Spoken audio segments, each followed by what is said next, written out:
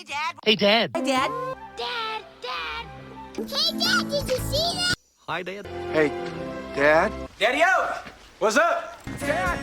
Dad! The number one dad. All right, what's going on, guys? Welcome to Hey Dad. Today, it's just me and Chris. School's out this time. Go figure. Yay. What's up, Chris? How's it going? Another day. It's a Saturday. Usually we don't record on a Saturday, but I'm liking it. Yeah, dad life, we got to improvise and make do. Yeah, I liked having breakfast and then doing this. It was pretty nice. Nice. That would have been a good idea. Yeah. Today, we're just going to kind of freestyle it. We don't really have any topics to necessarily talk about. I do have a Reddit post that I wanted to read and get your opinion on, Chris. And kind of relates to you and what you guys did. So Okay. we'll get into that a little bit later. Other than that, how was it this morning getting the kids out of the room before 10 o'clock so you could record? Oh, here it is, 10:18, so didn't quite hit the mark, but not bad. 18 minutes passed with 4 kids. To be fair, one was in bed still. Then the 3 of them had to run out to cheer practice. So, yeah, luckily Brittany's bouncing back pretty well with everything and able to tackle 3 kids at once while I'm able to break away and do some of this. But so it wasn't too bad. Definitely one of the easier mornings. Yeah, that's cool. Trisha went to the farm this morning to feed and work some horses. So I was on baby duty and I was like, man, I want to make some breakfast. So sat her in the kitchen. She slept pretty well. The dogs Nice. did really well. I And, really like this. I really like this phase of the baby life is like when they're, you just put them somewhere and they stay, they can't move. And as long as they're fed and got a clean diaper, they're usually pretty happy and just usually end up sleeping. That's helpful. Usually the last 2 nights, not 2 nights. Last night wasn't too bad. The 2 nights before that she did not want to go to sleep at all. Man. I mean, I slept okay, but Yeah, we but, got to get our sleep. yeah. But Trisha ended up going out and sleeping on the couch. I don't know. I think it was Thursday night because I woke up and we have this. What do you call it? It's a astronaut that projects onto the ceiling the lights. Oh yeah, with the Because lasers when and the nebula. Yeah, because when she wakes up, she wants to be able to see so she can feed and do whatever. And we used to we have a little TV, like a 32-inch TV in our bedroom that I hung up on the wall. And I usually turn on the app that's the fireplace. Nice. Yeah. And that gives a little bit of light, but it was a little too much. I was like, oh, let me go get this astronaut thing, project up on the ceiling, and that'll give some pretty good light, but not like a shit ton of light, right? Well, she went out to the couch. I woke up, light was off, and I was like, oh man, I must have woke up and turned that off subconsciously. Like, that's bright. Let me turn it off. I turned over and she was gone. The crib thing was gone. I was like, what's going on here? I was like, oh man, she must have finally got fed up with me. It's all gone. Yeah. So I went out there and she was on the couch. She was like, couldn't sleep. She wouldn't sleep. And I was like, oh, that sucks. I gotta go to work. Yeah. Yeah, we got a nice understanding with Brittany. It's like I don't have the milk supply, so I can't do much in the middle of the night. I'm like, let me sleep through the night. You stay up with her, get her, comfy. Like I wake up when she cries and everything. I check on her.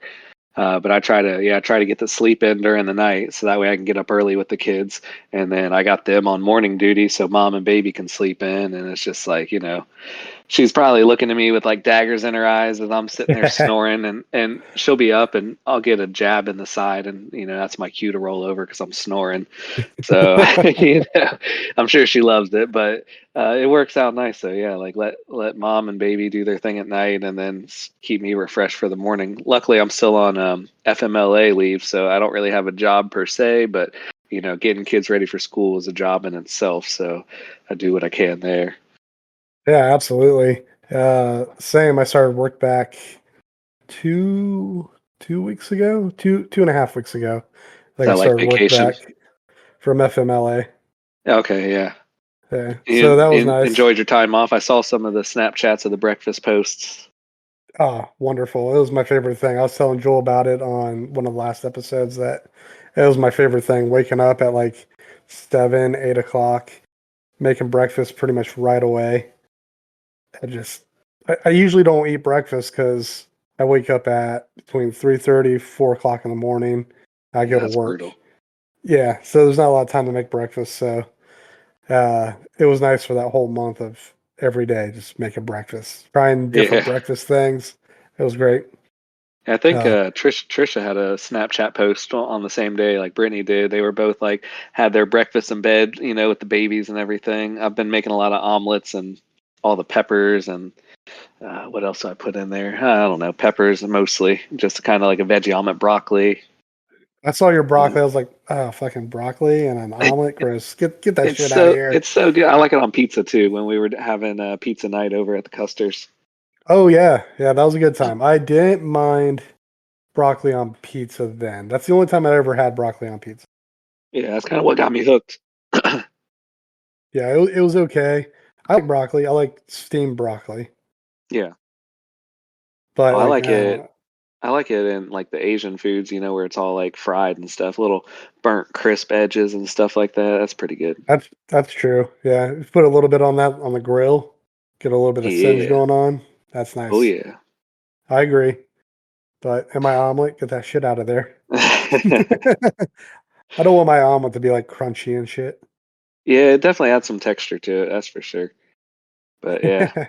Yeah, and Brittany, this whole, breastfeeding or whatever, nursing, it's crazy because she's pretty much eating for two with the food. So like I made her like a 4 egg omelet, toast, and hash browns, and she's like, "Oh, that's a lot." Like I'm like, "All right, you eat what you want, and I'll eat whatever's left over." And of course, at the end of it, there was nothing left over. I'm like, "That's good though. I just make sure she's fed and taken care of and all that, and then go make me some after that." But oh yeah, it's a lot of good breakfast eatings going on, so definitely embracing that. Heck yeah.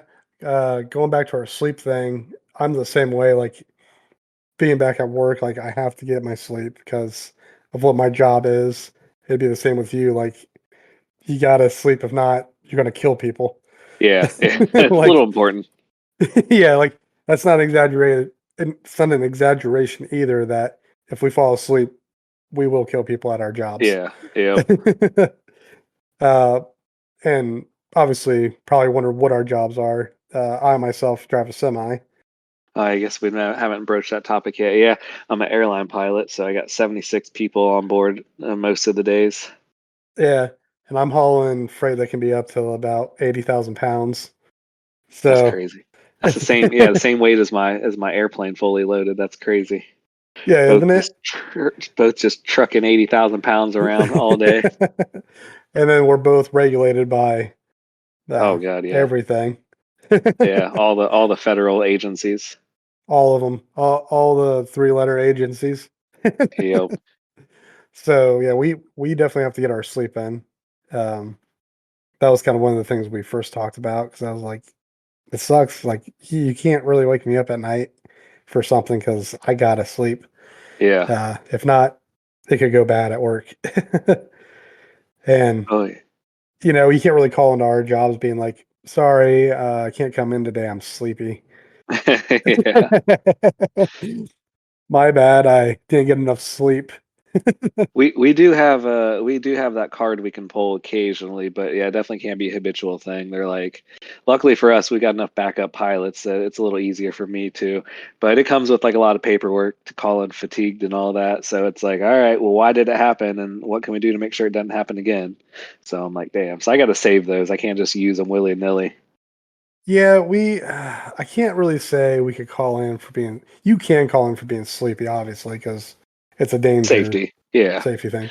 But usually, a lot of our people will call in during winter time, being like, I don't feel comfortable driving on the road. It's Nice. too bad. But they'll call in for like yeah, it's bad out, but it's not like super bad. And the company will be like, look, we get it. It's kind of bad out, but it's also part of your job. Like Yeah, you you're a can't just professional. yeah, you can't just keep calling off because there's some snow on the ground. Yep. Now, do we still do the level 1, 2, 3 snow emergencies? Do you know? I guess you would be more familiar with that. You remember Yeah, when we used to have those? we still have those. Okay. We had a level 2 this year Okay. for one day, and I can't remember if it was because of ice or snow. Yeah, I guess But yeah, I used to hear about them more often. I didn't know if we still had them or if I just am out of the loop these days. that climate change. Yeah, right. Like, oh, the road's snowy. I guess I'll fly over it. Yeah, right. So that's what's the do you guys the brakes lock up in the wintertime for the I mean, airplanes? technically they could. We've got all sorts of like anti-slip, anti-skid. So like we have anti-slip where if one wheel locks up, it'll like kind of let loose and so to match the other wheels so that they all kind of spin together. It's kind of almost like a limited slip, but it's all like electronic braking. And then we also Right. have like anti-skid, like anti-lock brakes and stuff. So and they feel just like car brakes. They just kind of vibrate your feet and the pedals and everything. But honestly, I've been pretty fortunate. I haven't had too much bad weather flying or landings, I guess, to really mess with it too much. This year, I definitely had like 2 or 3 flights where kind of sketchy, and it's just like you're getting braking action reports. It's like on a scale of 1 to 6, 6 being great and 1 being poor. And we had a couple fours, which I haven't really seen. 5 is usually if it's raining. Um, so yeah, but yeah, it's all right. Like you definitely kind of it's some different sensations sliding around in an airplane a little bit than a car.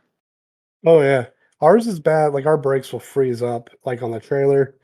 The back brakes, if it obviously you get a little bit of condensation and then it gets real cold, it'll freeze those brakes. You got to take a sledgehammer back there Oh and just man, beat those brakes till you break that ice apart and those brakes come unstuck.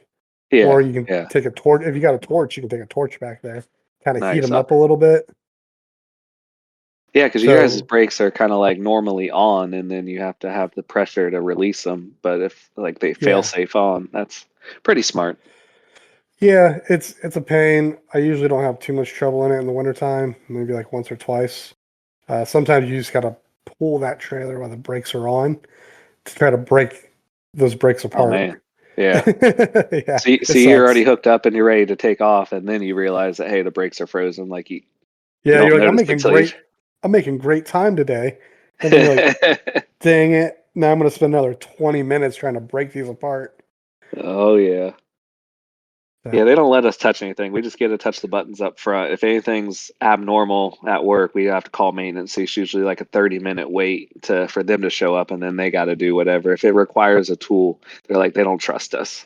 You can fly them through the air at 500 mile an hour, but you can't touch it with a screwdriver. yeah, that's kind of the same with us a little bit. Like I've had to call maintenance a handful of times for brakes Oh because wow. I can't get it undone. I don't carry a torch with me. Yeah. So they'll come out, they'll get them unstuck, and like you said, you have to wait 30 minutes to an hour for somebody to get there and be like, "All right." But it's also the same thing that I'm also not a mechanic. I can drive Yeah. it. I know basic stuff, but I'm not a mechanic. I don't want to be a mechanic. Yeah. Yeah. But One so thing I've noticed with the airplane world versus the auto world is like the engineers of airplanes don't hate people as much as auto mechanics do, or auto engineers hate auto mechanics. It's very simple to yeah, work on. All the I systems are separated really nice. Whereas like looking under the hood of the car, you have to take off the whole, air system to get to the fluid system or whatever. It's just like, what were they thinking? right. Yeah, the diesel mechanics that we work with are pretty cool. I like most of our actually, I don't think we have one bad diesel mechanic. They're all pretty awesome. So I never really have a problem with them.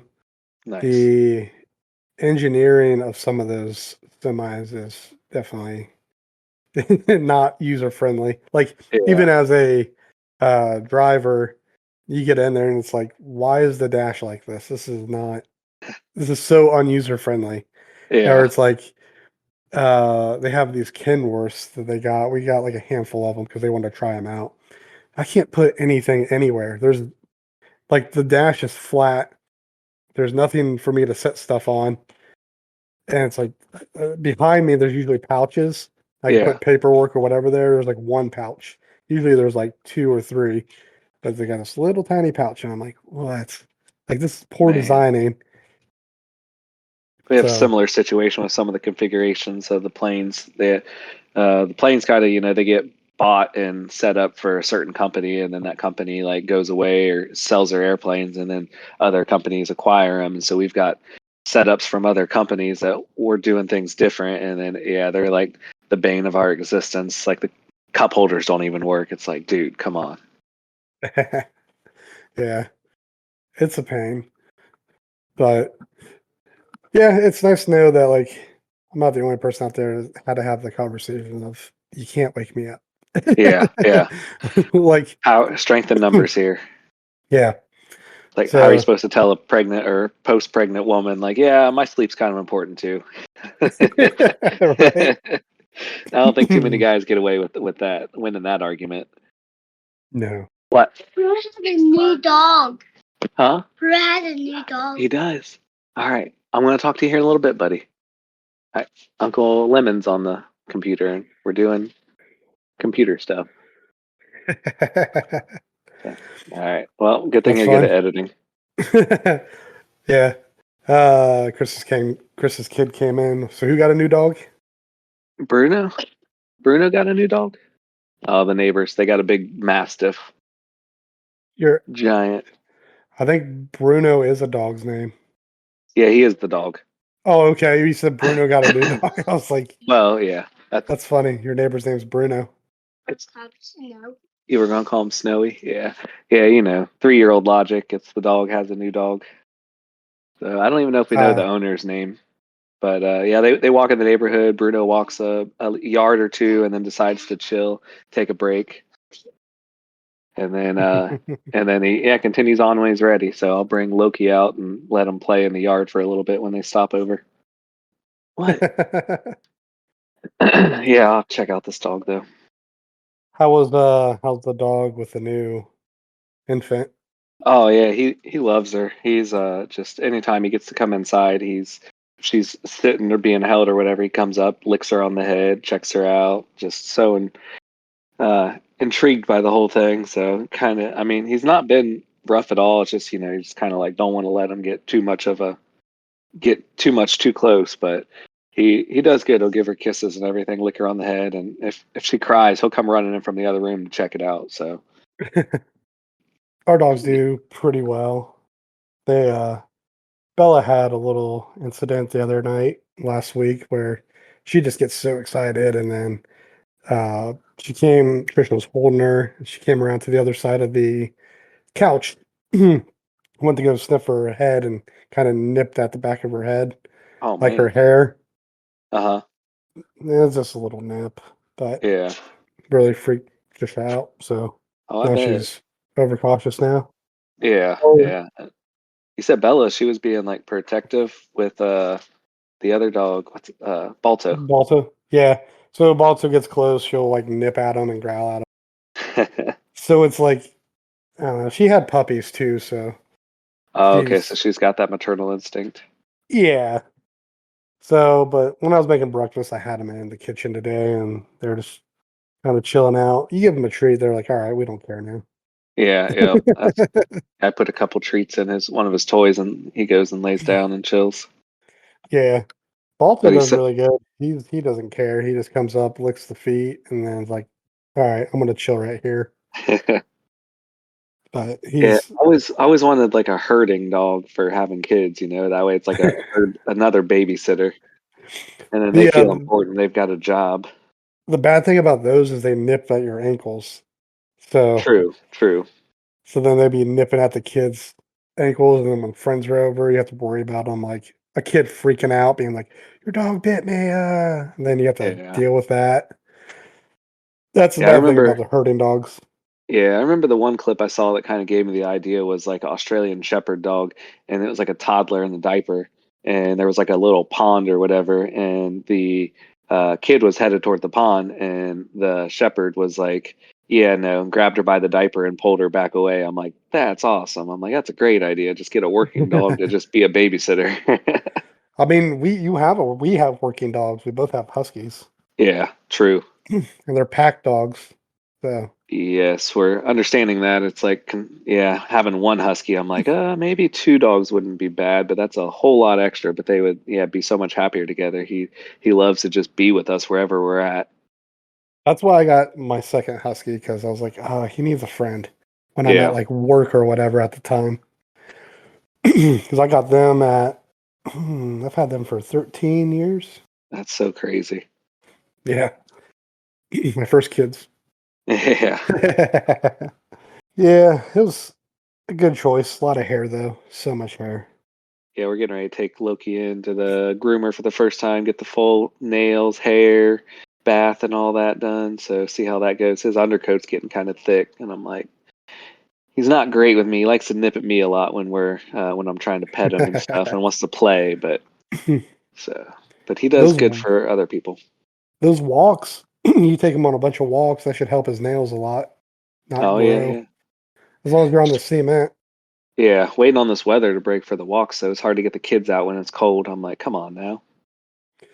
Yeah, this nice weather's been great. I've been looking at the I don't know what you call it. The you have on the kid trailer for your bike. Oh yeah, yeah, yeah, yeah. I guess bike trailer, some kid trailer. Like yeah, I have no idea what it's called. I just typed in kid bike trailer and they pop up. Yeah, I've yeah. been Those are definitely looking great. at those. Yeah, I Yeah, want to get uh, one because I like riding my bike. I ride my bike a lot in the summertime. If I don't have a lot going on, that's my way yeah. of trying to lose weight. There you go. But Yeah, I the was kids like, love it. I used to do that with River, wake up in the summer and either I think I just had a lot of time off with my job and stuff, different circumstances, but I was off a lot of the summer. And yeah, get up, let Brittany sleep in, and I'd take him out and we'd go right around town. It was nice being in town. Now we kind of got to cross over the county highway or whatever. I mean, it's not too far, but just a little bit more traffic to get into town here. But yeah, man, I could go for hours and he'd be content and it was great and good exercise. I was in good shape. Like it was great. And then I tried to do it like the next year just to go ride a bike and I'm like, holy cow. Took for granted how in shape I was. yeah, the good thing is you got a truck, so you can just throw that thing in the back of the truck and go to the bike path. Yeah, yep. Yeah, I've done that a few times. That is nice. And then yeah, the trailer breaks down pretty flat and compact and stuff, so that's nice and just pops open real easy, so it's easy to break down and set up. But do you have any of the bike trail near your house? We do. I still have to load the truck up to go to them, Okay. but they're like a couple minutes away. Yeah, that's not too bad. Yeah, I know Uh, Pick was pretty good. They had a lot of feeder trails and stuff that Yeah, branch off. yeah. Sydney's actually pretty nice. Um, their trail starts in the graveyard though, Oh, so you got that's to drive through stinky. the graveyard to get to it. It took me a while to figure it out because I was like, I want to go on a different bike path. 'Cause, my favorite's Tip City. Tip Yeah, City is my yeah, favorite bike path. You get the openness, and then you get the trees and the full nature effect where you see all the chipmunks and you might see some deer, yeah. and then all of a sudden it's open fields.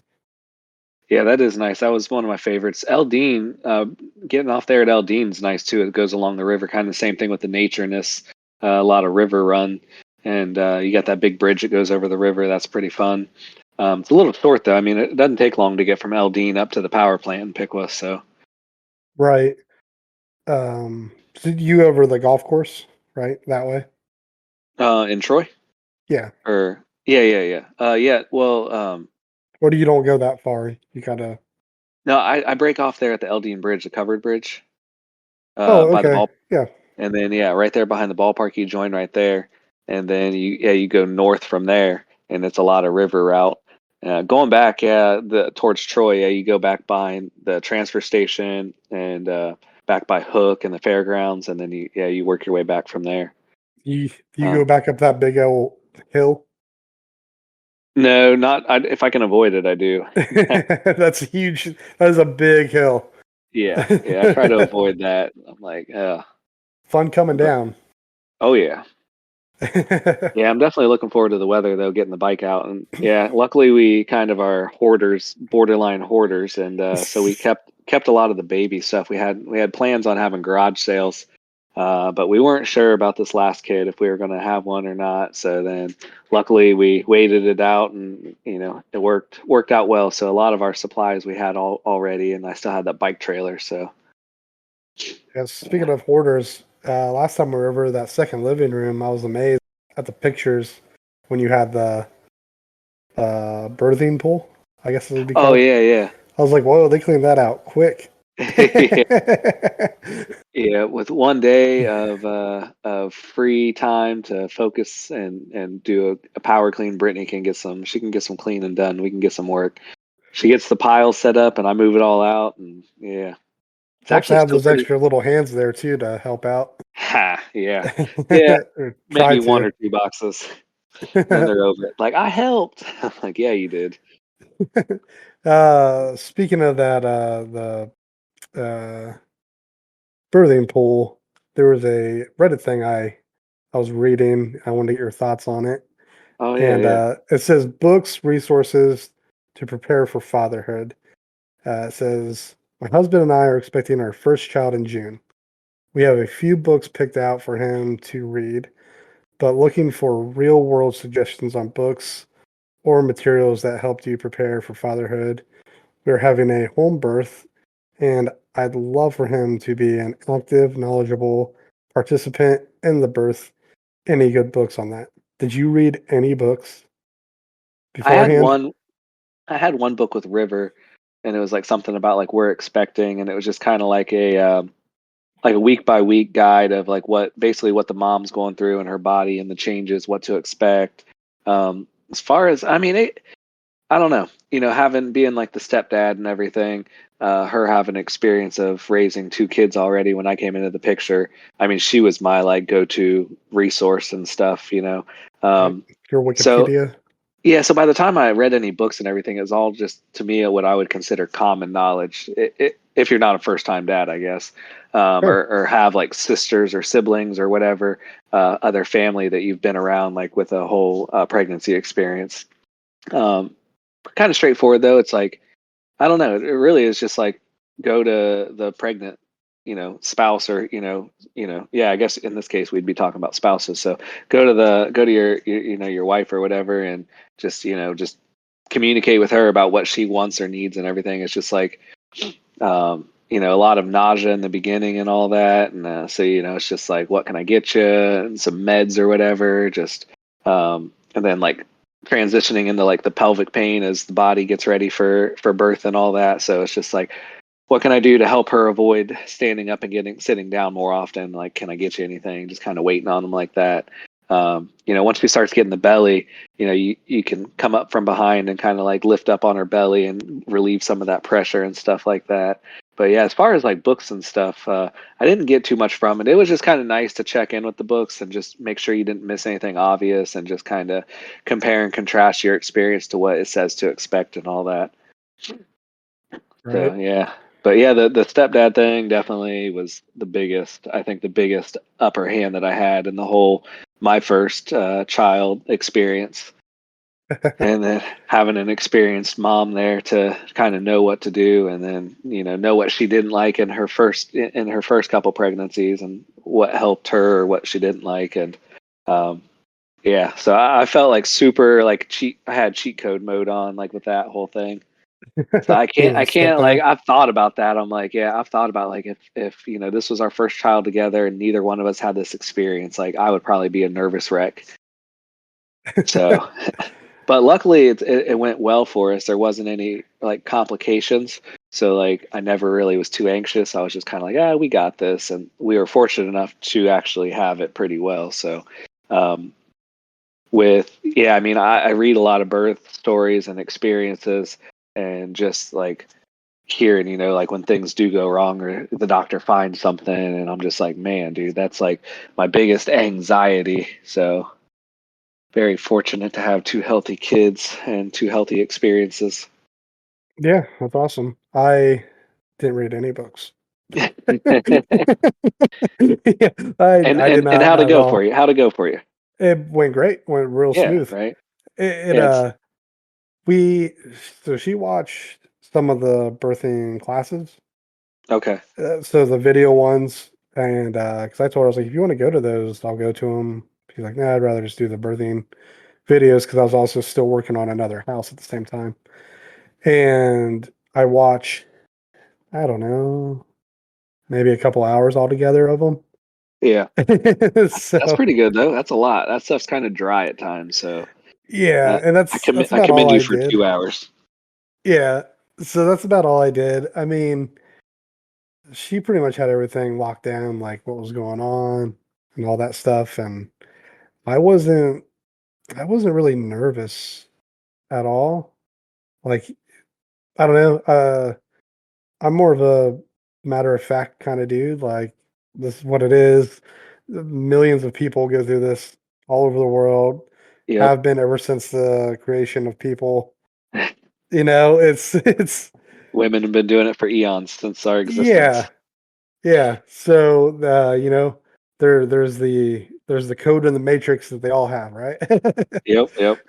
So, um, you know, whatever she needed, I did it. I cooked, do whatever I needed to do. And then the hospital again, like everything's out of your hands pretty much Yeah. because Yeah, especially in I the mean, hospital. yeah, you're there, obviously, you're doing what you can, but like you're uh, you're the side character there. You Yeah. know, Oh you're yeah, the definitely. you know, mom's the main character, doctor's the main character, or midwife, whatever your situation is. Yeah. And then you're just off to the side, like, I got the hand. It feels like Yeah. yeah, it feels like you're that little sibling that's playing video games where your controller's unplugged, but you're just happy to be there and act like you're helping. Yeah. I might count a couple times with the breathing or something, but that's about it. Usually one of the nurses is doing it. But then when she's off checking something else, I'm like, okay, 1, 2, 3. And then the nurse comes back or something. I'm like, all right, she's got it. She's back on counting. Because to me, it was like, she probably would rather hear the nurse count than me. She probably doesn't want to hear me right now, you know? Yeah, right. Yeah. Like, you don't want to hear my voice. No. Like, what did you do to get here? Like, really? What experience do you have to be telling me this crap? Like, well, the nurse Exactly. told me to say it. Yeah. I don't want to hear your voice right now. So how was your So, so you guys were in the hospital, so how was your experience there? Was it overwhelming at all, or was it pretty just calm, collected, straightforward for you?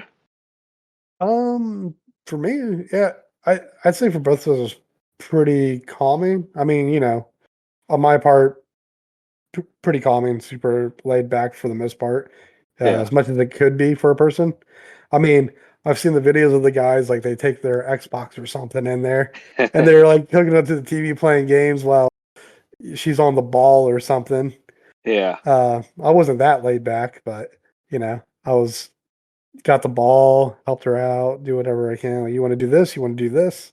You Yeah. don't, okay, well, chill out. But like, I wasn't like, wouldn't say I was like a nervous wreck or anything. I was Nice. Yeah, pretty chill. I think Brittany had an IV at one point, but like it was on the roller thing, so like I'd walk in the halls with her and just carry her IV pole or whatever. And Yeah, yep. Trisha had one of those too. Um, but I mean, really, like I said before, I was up for like almost 24 hours just because of the time we got in there. yeah. And then I woke up and they were like, "Hey, we're gonna start probably about an hour." Like, what? What's starting in an hour? What do we? I'm like, oh, I guess I need to get up. Like, I'm just Hey, overhearing sleepyhead. this. Yeah, no, nobody's waking me up. I'm just waking up by myself overhearing this, Yeah. and like, all right. Don't So want to no, disturb the dad getting important sleep over there.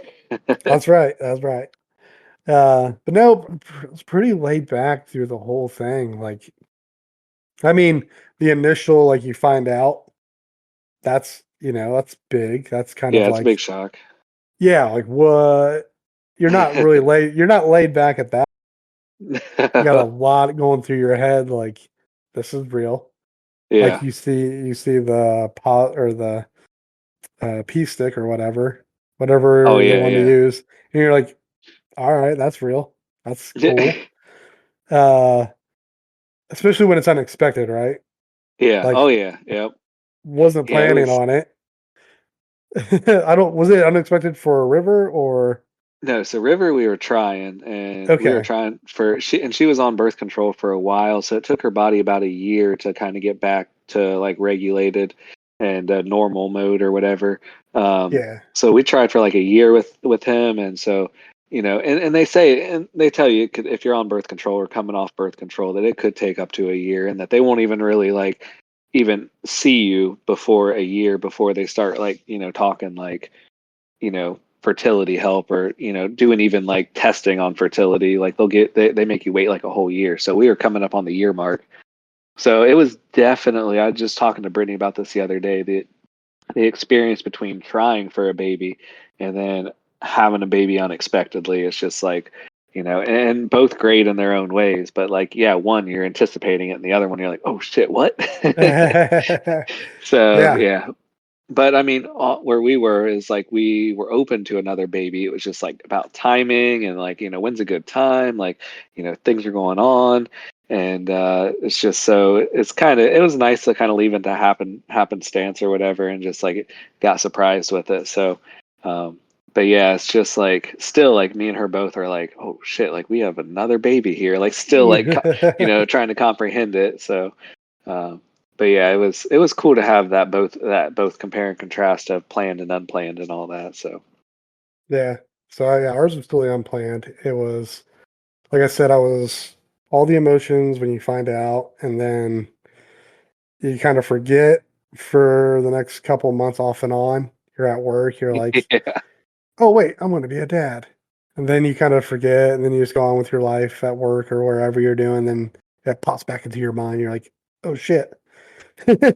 Or I had for some reason I had a kids song pop up on Spotify, and then that brought it back to me. And I was like, "Oh damn, I'm gonna be listening to these here soon." yeah, So, but for the most part, I don't know. I was pretty laid back and stuff. Like I wasn't. Um, there was one part where we went in. Trisha had um, an appointment, like a regular appointment or whatever, and they do the ultrasounds, whatever, and then the ultrasounds get taken to somebody else, doctor to look at, and then they send it to your my chart, right? oh yeah, yeah, And the my chart, you get all the information before your next appointment. So you got to read all this stuff.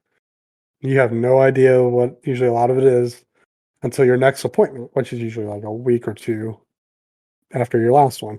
yeah. And then she reads something, something anomaly. Oh, And then she, you know, well, what's that mean? There's no explanation, right? And you're not going to know anything until the next appointment. And it's like, why would you put that there? That seems very like, why is my chart set up that way? Why do doctors do yeah, it that way? It seems very, now you're worried. You shouldn't be worried about anything yeah. You during this shouldn't be whole thing. stressing. I thought the Right. whole point was to not stress the mom out. Yeah. And you put this anomaly there, and she's all worried. And, my, my attitude and everything to most things is like, it'll be fine. It'll work out. It's going to be okay. It's not a big deal. Don't worry about it. We'll find out in a week. And then we get there, and the doctor's talking to her, and she sees this nervous look on her face. And I tell the doctor, I'm like, hey, there's this thing that says anomaly. What's that about? And the doctor's like, I don't know why they do it that way. They shouldn't do it that way because then you worry, Yeah, and you shouldn't worry, blah, blah, blah. And the doctor knows. And then it was something normal. It, yeah. it was a common. I don't remember even what it was, but it was a common anomaly No, that yeah. usually. Oh, it was the. I remember what it was. It was there was fluid in the kidneys, Okay. and it's a normal thing. Like as it progresses, eventually it works itself out. So yeah, they put that anomaly, and then you watch it from that point, and as long as it progresses in the right way, it's not a big deal. But that's the point where they notice where they could start seeing if something was going bad.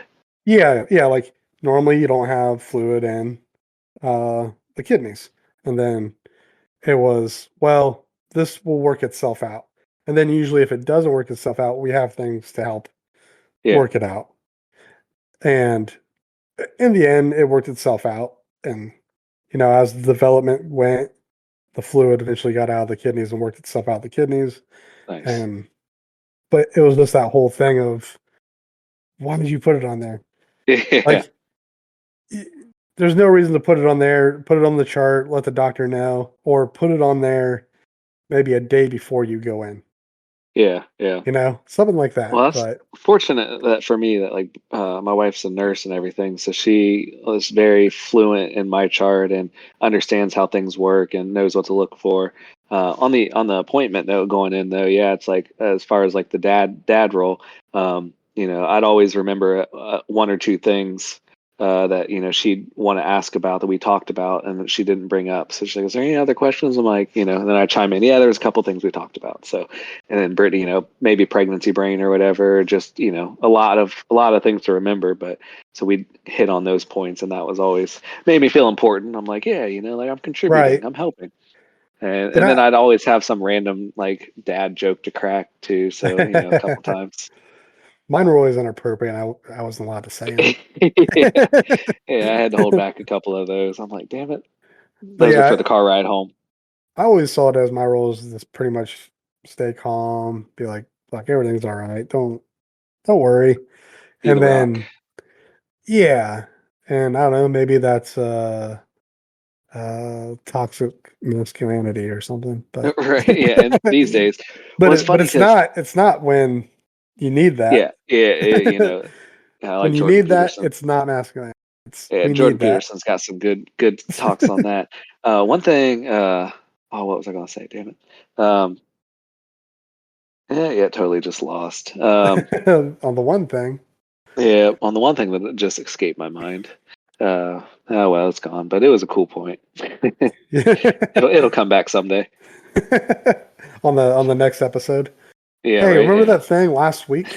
If you don't, go back and listen. Yeah, Come back and, that and one join us. thing. It was on that one thing. Yeah. It was very important, but can't remember. Yep, that's how it goes. Oh well, that's what this bar is here for. I should have wrote it down in there, but anyhow. Yeah, but oh yeah, yeah, yeah. So I watched, as you know how Facebook is, and it just kind of, oh, you're interested in this, so let me bombard you with all of these things. So all the pregnancy like TikToks or videos or reels or whatever they're called. Um, I'd see the dads, that maybe the first time dads, maybe not. I don't know. They either like, the guys that pass out or the guys that like the look on their face is like, oh my God, like, like some horror, like what's going on down there. But like, I mean, I caught both of the kids. River, we were in the hospital, so like I was right there though. And then when on this last birth was a home birth and in the pool and everything, and she was like the head's out, and then I just reached down instinctively and just that was. To me, I didn't even think anything of it. Like you're talking about, just kind of like, it's all right, it's nonchalant, like no big deal. But then you go back and watch these reels of these dads who like can't even like stomach it, and I'm like, Yeah. I just can't fathom that, because like it was so natural feeling to just jump in there. Like in the hospital, they kind of prompted me and, do you want to help, and I'm like, yeah, I definitely want to do that. And so they kind of move out of the way and let you come in there. But then at the home birth, it was so fast that the midwife was still getting gloves on and getting ready, and so she wouldn't even had Oh time yeah. to be there to help. But yeah, I just jumped in and like I just like caught my kid, and that was pretty awesome. And so yeah, it was like almost feels like a superpower, like looking at other people's experiences where guys didn't really handle it well or even pass out. And it's a lot of craziness going on down there, but like yeah, it was my like kind of like proud dad moment that like I handled it well like that. Yeah. I did the same. I was right there. I mean, I don't get squeamish or anything really. Um, but I was right there. They're like, "Hey, you can see the head." They're like, "You want to see it?" I was like, "Sure." Saw a bunch of hair, so much hair. Yeah. Kid's got so much hair, and I was like, "That's cool." And then it was like another, I don't even know, 20 minutes, half hour, 40 minutes, What? maybe. Looking back on it, maybe that's what it felt like. I have no Yeah, idea. yeah, And it could have been 5 minutes. I don't yeah, know, yeah. but it felt like a while. And I was right there, and then she came out so quick, and I was like, "Whoa, that was fast!" Like I'm right there, and obviously the midwife's also right there. Midwife's like, I wanted to go ahead and jump in because I was like, "Oh no, here she comes!" Obviously, the midwife's like sitting there, right, ready, Yeah. and it took me by surprise, even though I'm also right there. And then in my mind, I'm like, she midwife's doing all of her stuff, and I'm sitting there in the back of my mind, like, she better ask me if I want to cut the umbilical cord, right? Like, nobody said anything to me this whole time about doing it. And it's the one thing I want to do. It's the Yeah. one thing I can do, right? And midwife does her thing. She's like, "You want to cut the cord?" I was like, "Yes, I do. Give me them scissors." It How was that? What'd you think of that? was cool. I mean, um, glad I did it. Yeah, It's um I don't know. I don't know if I didn't read much on what other people thought of yeah, doing it. Like, is it this big emotional thing? Like, I wasn't super emotional about it. I was like, this is cool. I did this. I yeah. was here. I did the thing I wanted to do, but I wasn't like, it wasn't, I don't know. You didn't get, Hang the golden scissors up on the mantle. yeah, yeah. Like, I would do that. I would totally do that. But at the same time, it's not like, I don't know. I don't get overly excited about s- big things. Like, again, it's that thing that, Yeah, like, monumental. Kind of like what ceremonial. ceremony? Yeah, yeah, Yeah, it's, I don't know. Like, you maybe hear some other dads be like, it was the best thing in the world. I cut the umbilical cord. It was the greatest thing ever. It was cool, dude. Calm down. It was cool. Mm, Come on, let's be real. Like, there's going to be cooler things to happen. yeah, yeah. um, It was very monumentous or whatever. I yeah. thought it was dude. That was the part that grossed me out the most was cutting the umbilical Really? cord. It was so chewy. Yeah, I did not expect that. Like, I'm like, I'll deliver a baby. I'll have blood all over my hands. That's fine. But man, I cut that cord and I'm like, oh my God. So actually, with our last baby, I thought that was the easiest part. I mean, it was To easy. It was me, just kind it of, was quick. I think, I don't know, maybe it did take like a couple snips, but yeah, yeah. I wasn't Yeah. like grossed out by that. Uh, yeah. I would say What were you gonna say though? that was the closest thing that made me squeamish was the Yeah, umbilical cord. It wasn't the worst, but it was just like kind of caught me off guard. Like I didn't expect that to make me be like, ugh. yeah. So, but yeah, I mean, it was awesome. It was definitely a cool moment. So with the second baby, though, the last one we had at home, You used your our teeth. yeah, right. I just went all in. No, actually, our oldest, I let her cut. I asked her a few times. She's like, "Oh, no way!" And then I'm like, "All right, like it's only one shot though. Like if you're interested at all, like you got to let me know." And it was all the way up to like the time that we were ready to do it, and then she's like, "All right, I'll do it."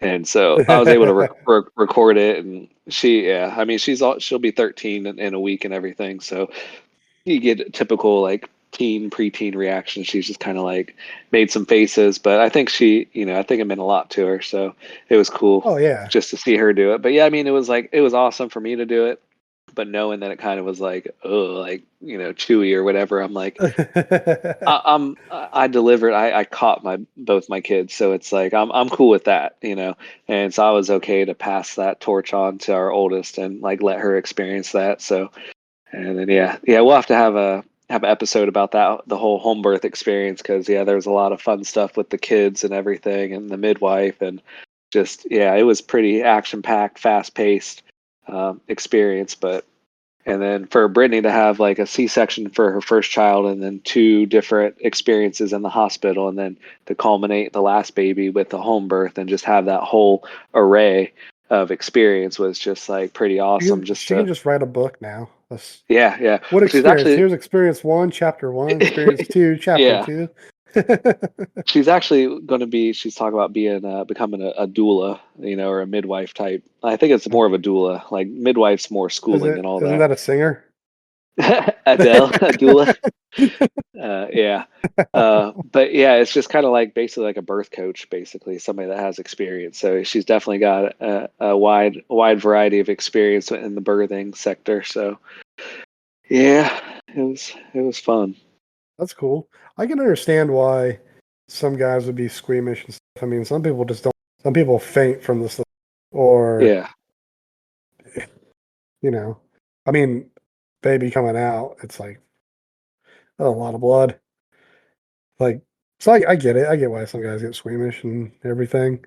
Again, I said like for me, it's just it's normal, the natural thing. It's yeah, yep, millions and millions of people went through this, and it's like it's normal, whatever. Everybody yeah. farts. Yeah, yeah. It was interesting during her pregnancy though with the home birth. Um, just like we went to some events and there was some like doctors and stuff, some actually gynecology doctors, and so they're like, oh yeah, well where are you going to deliver? So like, oh, we're having a home birth. It's like, oh well, if you want to come to my office, like we'd be happy to deliver the baby for you, just like the whole medical fields, uh, like view or opinions on like home births and like they're so dangerous. And so we had a lot of conversations about that, just like, ER nurses or labor and delivery nurses. It's like, you know, if your midwife, like if your body and your pregnancy isn't like fit and like everything's not going just right, like yeah, you're going to want to have a hospital birth. So a Yeah, lot of these nurses and doctors see people that have maybe complications or high risk in some aspects. So that's all the types of pregnancies they see. They don't see the home births that go flawlessly or, no complications. So it's like, right. I think they kind of have this like over cautious like attitude towards her home births, like they're a bad thing. But like you've mentioned, like women have been doing it for eons. So it's like, yeah, and like sometimes things happen and unfortunate, but that's life. And that's, if you look at the statistics of the emergency births versus like successful normal births, it's just like, yeah, there's a chance that you're gonna get hurt or killed, walking to work or driving to work. It's like, but it's Sure. just like, that's just how life is. There's always some risk. But yeah, it's like if you're got a good pregnancy for a home birth, like it's an awesome experience, and feel very fortunate that that was us this time. I would say, wasn't it, and I could be wrong, wasn't it more of a risk for her because of the prior births and how they were? Yeah, they So call them like, go isn't ahead. that what they were looking at? Because it was like, well, you had these years ago, and typically Yeah, when you have that, it makes you a higher risk for your home birth. So in that sense, I can understand the doctors being like, you're higher risk than normal. yeah. But But on paper, but that's the thing. Everything's on paper for them. whoa, They have policies, they have insurance, they have like, absolutely. lawsuits to have to look at. So they're looking at everything on paper. But like we talked about it a lot, during her pregnancy. It's like, why did she have a C-section? She was 18, Yeah, and not to like dog anybody in the medical field, but like it's crazy. And that's one thing that we saw. I got one experience in the hospital, but just hearing from her how things went, like they could encourage you to walk, to sit on the ball. They can encourage you to help induce your labor naturally. But to them, yeah, like once you're in there, the clock's running and they only give you this window. And if you don't go into labor on their schedule, then they're like, all right, well, let's just cut you open because, well, one, sadly enough, it's more resources and more money they can, charge you for a more involved pregnancy versus them, absolutely. and that might be a good topic too to get more in depth on at some point. But yeah, so like looking at her first birth and everything, like her blood pressure was rising, but there was no encouragement, there was no help, no tips on like how to help her body go into labor naturally. Even like laying on your left side, there's all sorts of things. There's dietary things that you can do to help kind of keep your blood pressure in normal range.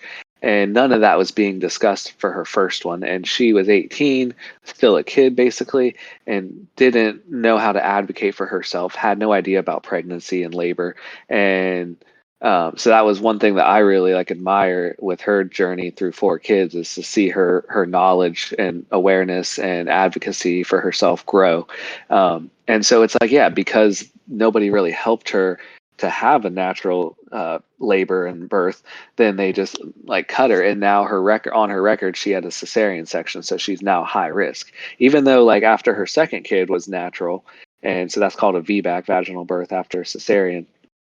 It's like that's supposed to be better, but still, you still have that cesarean in there on the first one. So that's always going to like, ding your record basically. And that's why we opted for the home birth at the end, because no hospital would allow her to have like a natural birthing experience. It was all like in a hospital room, which I don't really fully understand like what the natural birthing suite is at the hospital, because we never got to see it. But, yeah, it's more like a more natural experience and less invasive, and like just let them have a baby like their bodies are designed to do. But since she had that cesarean at 18, like that always was going to be a negative on her record. And so that's, the midwife was aware of that and everything, and she assessed, Brittany and her pregnancy and everything that needed to be considered, and she was a fit candidate for a home birth still. So yeah, it was just crazy how, yeah, the hospital, like, they're still a business, so they're going to do things in their favor. And it's easier and more convenient for them to schedule things and induce things and give you, Pitocin is a big one, where it's like that's how they induce labor, is Pitocin. It causes contractions. Right. Well, those contractions, if your body and your cervix isn't ready to give birth to a baby, you're just in there squeezing this baby all hard, and now you're stressing the baby out. And then that's what happens, is it's kind of like a snowball effect. Oh, well, let's start the labor process. Okay, here's Pitocin.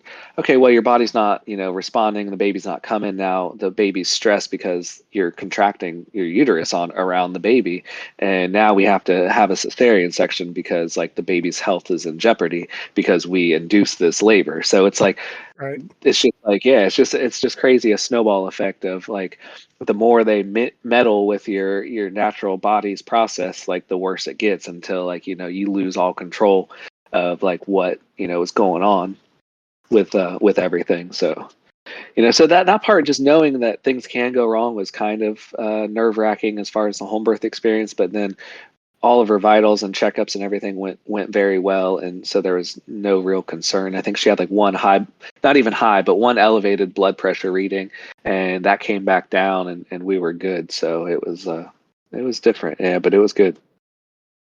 Yeah, Trish's was, I don't know, pretty natural. Like they came in, they're like, "You want to go on the ball? We'll walk around. Do you want to do this, that, anything to help the process along?" Because when we got there, her water broke, and then it was just, all right, let's walk around, let's get the ball out. Like they're pretty cool with all that stuff. I mean, she got an epidural, but that was like, that was it. Yeah, did And that work? Did that work good for her? oh yeah, and Nice. they told me that they came in and did the epidural, and they're like, you might want to turn. They were talking to me, and they're like, you might want to turn away, or you want to step over there or something if you're squeamish. And I'm like, no, I'm fine. And I moved over and got behind them and was watching because I was like, how does this work? This is crazy. Yeah. And Was it a big uh, needle? yeah, yeah. And this thing comes out and over her shoulder so you can hit the button whenever you need something. Nice. So, you can't Drugs or constantly hit it, assistance? but Oh, the for the epidural. drugs. Yeah. Yeah. Um, but other than that, yeah, it was, I mean, they were real cool. Like everything was as natural as you could get in the hospital. But at the same time, like you're right, like there's still a business and stuff. But at the same time, like we do things off of stats and how we record all this information. We say based off our information, you know, you've had whatever procedure, you've had two hernias, blah blah blah. We recommend that you should probably do this because ultimately it's your decision.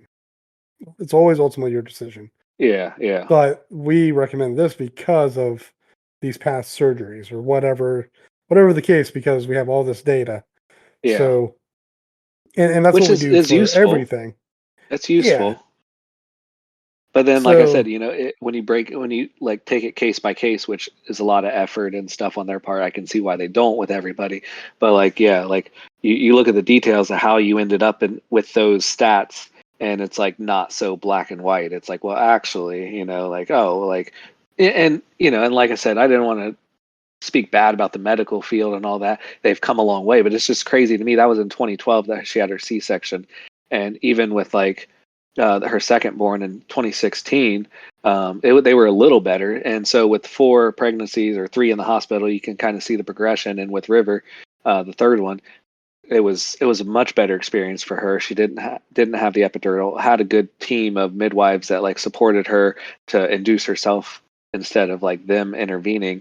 So it's cool to see like the progress, but it's just crazy that, I mean, when we were born back in the late 80s, back when dinosaurs were around, um, they it was common medical like knowledge that babies don't feel pain, so they didn't numb you for circumcisions when they would circumcise the kids and everything, thinking that babies can't feel pain. Like, dude, are you serious? right. Like this late in the game of humanity, and like you guys don't understand that babies can feel pain, and like it's like, wow, dude. So it's like, these doctors are experts, they know it all, but then it's like, but then we find out that maybe they didn't know as much as they thought.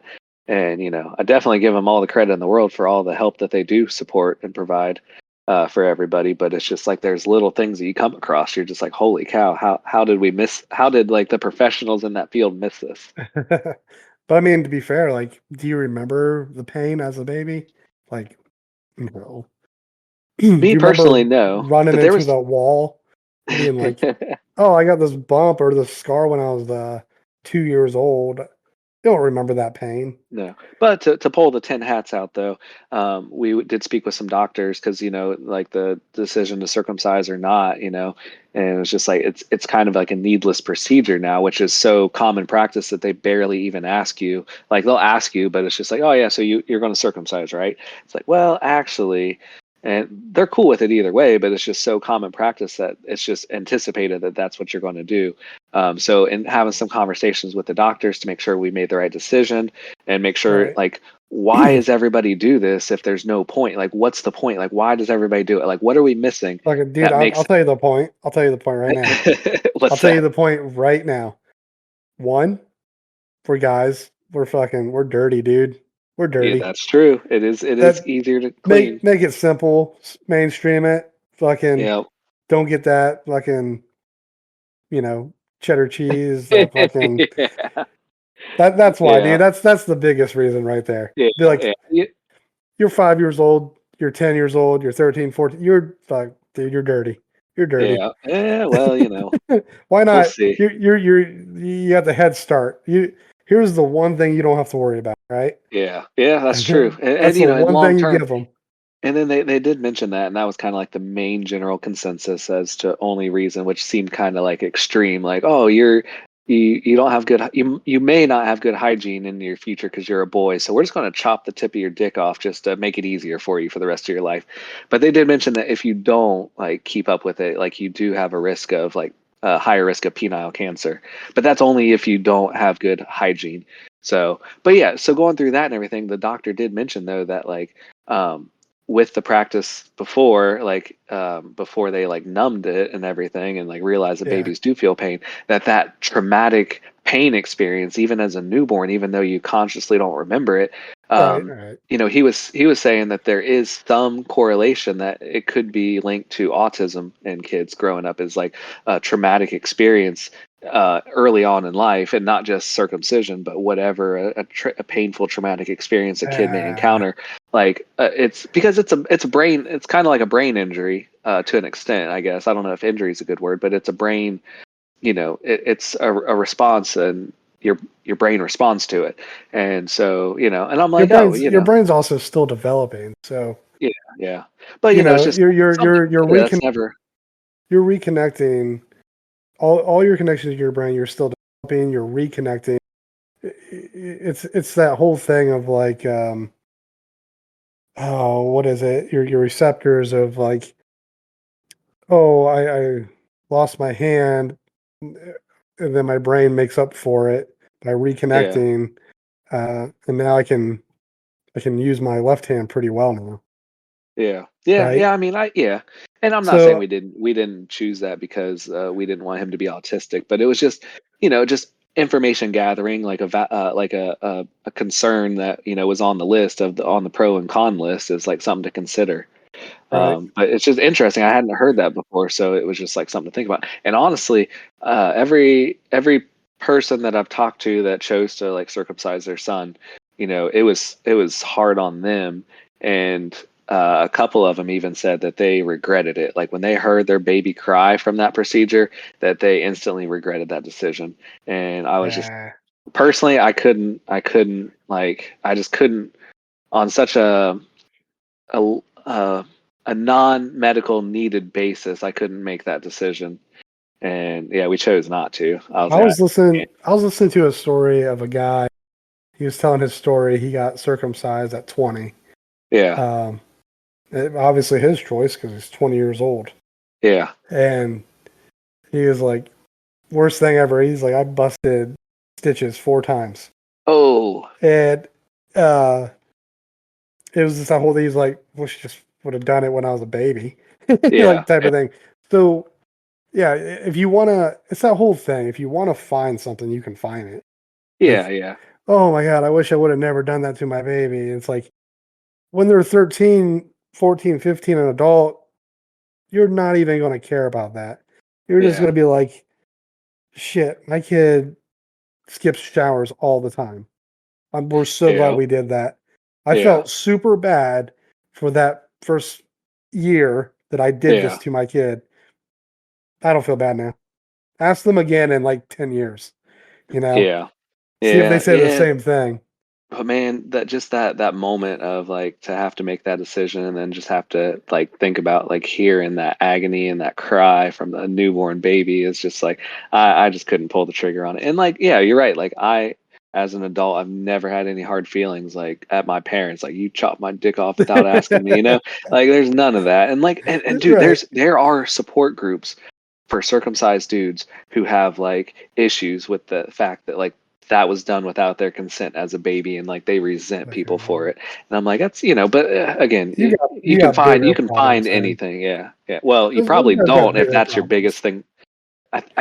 I mean, mentally you may, but you probably don't have bigger problems if that's the one thing that you're hung up on complaining about. Well, you know why? Because they can't get laid. That's why. Yeah, probably. Yeah, That's blame it on the that's parents. yeah. My parents did this to me. They mutilated me, and Yeah, you just can't get laid. So now you're mad. yeah, could be. But yeah, the that's the nice thing about my having big girls, thing, though. the one thing I would say why not to is because apparently you lose sensitivity, some Yeah, sensitivity. yeah, Same time, I'm like, I can't imagine having more sensitivity. yeah. That's true. Dude? Like, come on now. Well, because you've Like, never had it, so that's I'm true. about to set my son up for life. That's why I'm saying, like, it's got to be a perspective thing because, sure, the dude with a hood is like, dude, it's oversensitive. Like, do True, you busting that quick? but you can cover it up. So you can like turn down the sensitivity. Like let's just cover this up, turn down the sensitivity. Right. Yeah. No, I heard it. I'm Go ahead. good. Oh yeah, I say I'm happy with the decision. I know I could argue both sides of it all day. Oh yeah. Plenty of good valid points, but it's just one of those like parent things that it's like it's a kind of a permanent decision. So it's like it's like a big deal and the fact that it's permanent, but not a big deal because like life will go on and it'll be fine either way. I So it's just saw kind some parents do. I guess it's like not a full, like just a little bit, so they don't take off all the skin. yeah. I saw that's somewhat of a thing now. Okay, I can't make up my mind. Let's just split the difference. Because, well, I mean, you read like the horror stories of like botched procedures on circumcisions on Yeah, babies, like that. yeah, Those that are too. things too. Yep. So, but Um, I mean, I don't know. On your story about the 13-year-old or the 20-year-old, there's a good episode of Shameless where Carl Gallagher decides to get it done at like 13 or something on his own choice, and he had the same thing. He kept ripping the stitches, and then they had to go back in and re-surgery it, and he was kind of running out of skin to work with. That's pretty comical, but yeah, I guess that's one thing good about the having baby girls is you don't have to worry about that decision. It's just like easy. I was listening to a comedian. I don't exactly remember where the joke went, but it was funny because he was like, "Dude, where's all the uncircumcised dildos at?" That's a valid point. Like, what the hell? I was like, dude, never thought about it. That's a valid point. I wonder. Oh, interesting. I don't know what to think about that, but it's interesting. Big dildos doing it. They're hiding the uncircumcised dildos, dude. They're in It's the a big back. You gotta dildo. ask for them. Big, nice. Not That's big the farm reason